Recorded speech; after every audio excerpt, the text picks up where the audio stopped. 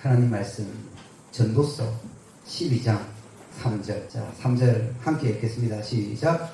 그런 날에는 집을 지키는 자들이 늘 것이며 힘있는 자들이 구부러질 것이며 맷돌질하는 자들이 적음으로 그칠 것이며 창들로 내다보는 자가 어두워질 것이며. 아멘. 자, 그래서 오늘은 전도서 12장 제목이 뭡니까?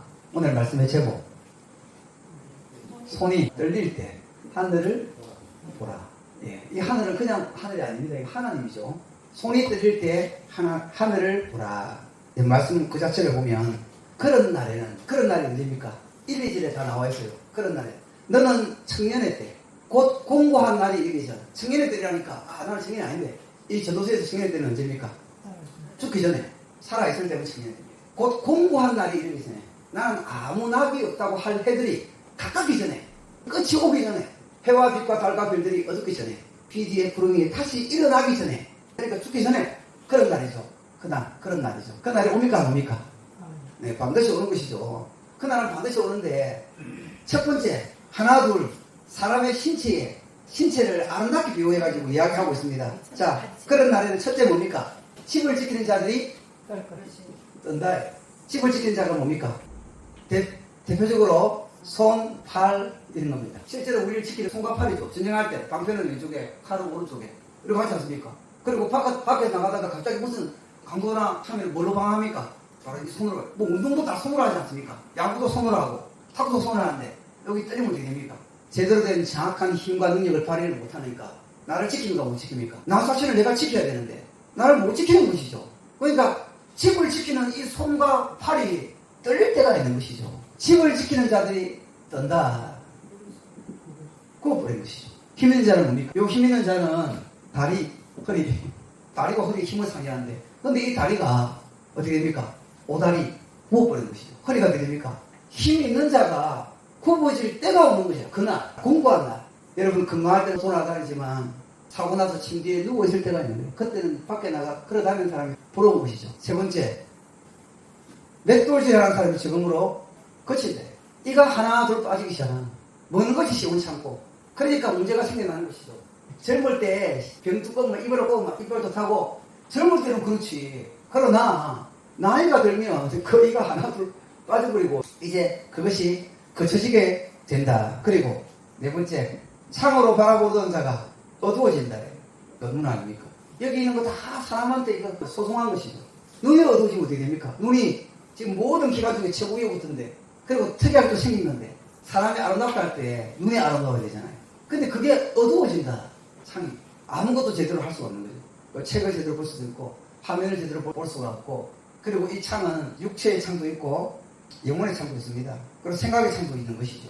바라보는 관점, 눈을 통해서 모든 것을 바라보는데, 이 눈이 어둡다는 것은 젊을 때는 머리가 팽팽 돌아갔는데 나이가 들게 되면 모든 생각하나 이런 것도 흐려진다. 그래서 물론 나이가 많이 든 사람 중에도 여전히 기업 1선에서 돌아가고 지금 미국에는 트럼프 나이 많이 든 사람이 하고 있지만은, 내가 만약에 기업의 사장이라면 내가 하고 싶어도 머리가 좀 잘 돌아가는 50대, 60대 이런 아들이나 한테 물러주는 게 좋죠. 왜냐? 끝까지 내가 가지고 있으면서 그 머리가 잘 돌아갈 수도 있지만, 사람이라는 게 그렇지 않을 경우가 태반이 돼. 태반이.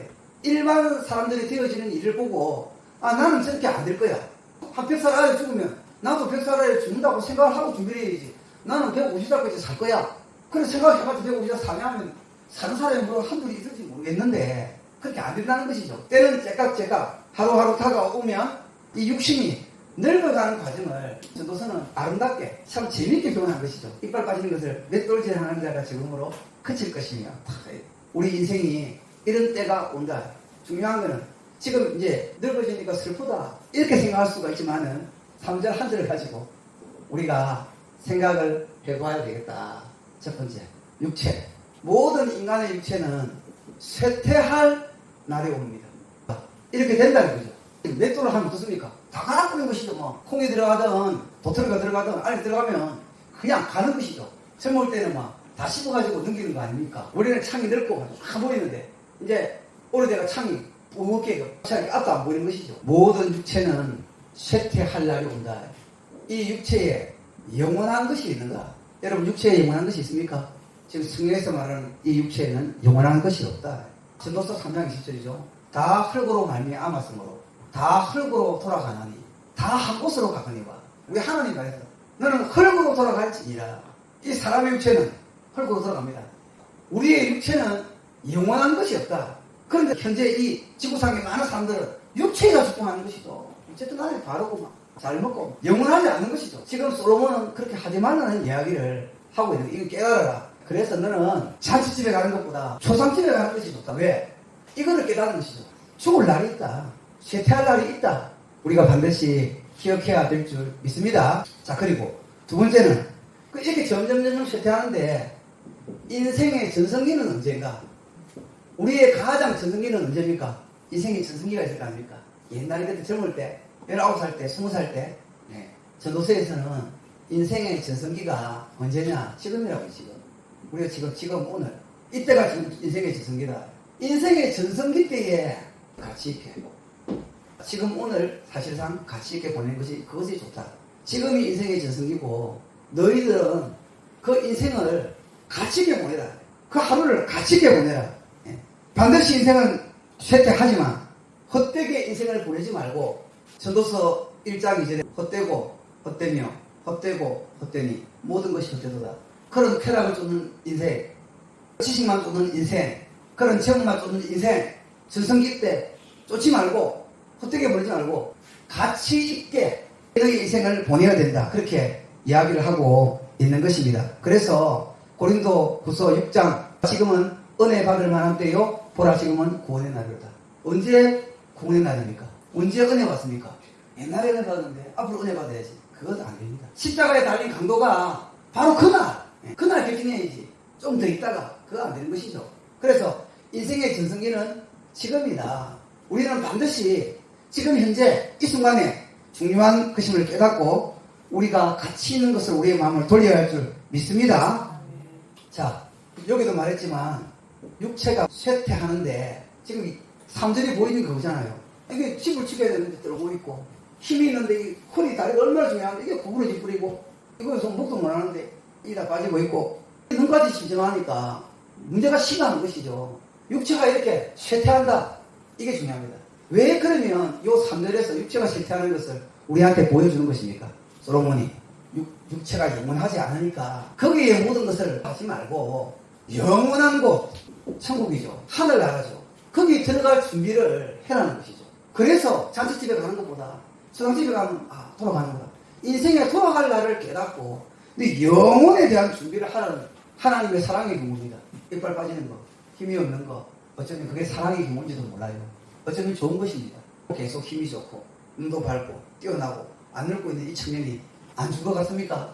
몸이 늙어지고 약해지면 이제 마지막에 십병 보면서 성진에 올라가는 거 자꾸 이제 교회로 갑니다. 나이가 들수록. 그 다음에 이제 정말 마지막에 가면 할렐루야 할렐루야 할렐루야 10분 나오다가 할렐루야 하고 가버려요.